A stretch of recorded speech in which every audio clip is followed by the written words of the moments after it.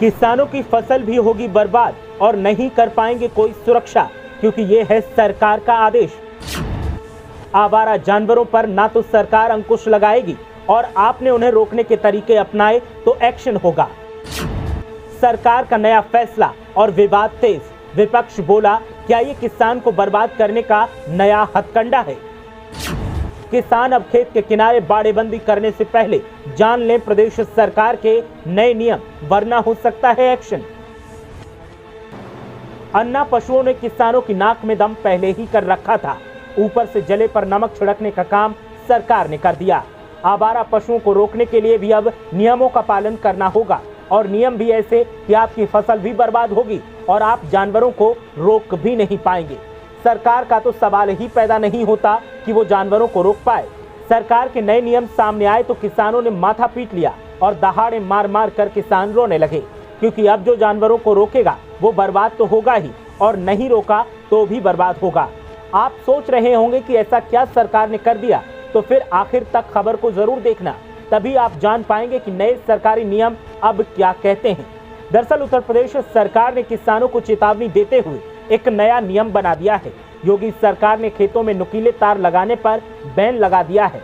अब कोई भी किसान अपने खेतों में नुकीले तार, कांटेदार तार, ब्लेड वाली तार नहीं लगा सकेगा।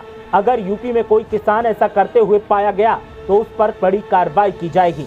अब जरा बताइए कि जो किसान मेहनत से उगाई फसल को जानवरों से बचाने के लिए तार लगाता था, वही नहीं लगा पाएगा तो फिर फसल कैसे बचेगी? और किसान अगर जानवर नहीं रोकेगा तो क्या जानवरों को सरकार रोकेगी?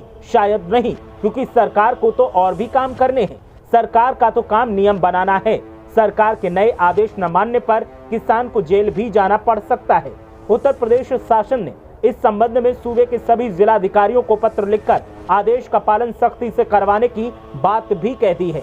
किसान पहले खेतों में बाड़ नहीं लगाता था, लेकिन आवारा पशुओं के अचानक खेतों में प्रवेश करने से किसानों की फसल को भारी नुकसान पहुंचा, जिसके चलते यूपी के किसानों को भारी नुकसान उठाना पड़ा। किसानों ने जानवरों से बचाव के लिए खेतों के किनारे नुकीले तारों की बाड़ लगानी शुरू कर दी।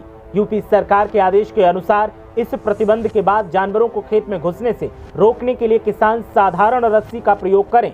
खेत में ब्लेड या कतीले तारों का प्रयोग करने पर पशु क्रूरता निवारण अधिनियम 1960 के तहत कार्रवाई की जाएगी।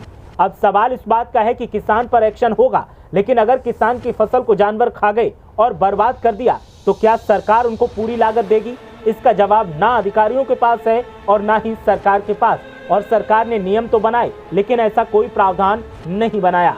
हालांकि ये बात सही है कि फसल को बचाने के लिए लगाए जाने वाले कटीले तारों की वजह से अक्सर जानवर घायल और अपंग हो जाते हैं, जिससे कई जानवरों की मौत हो जाती है।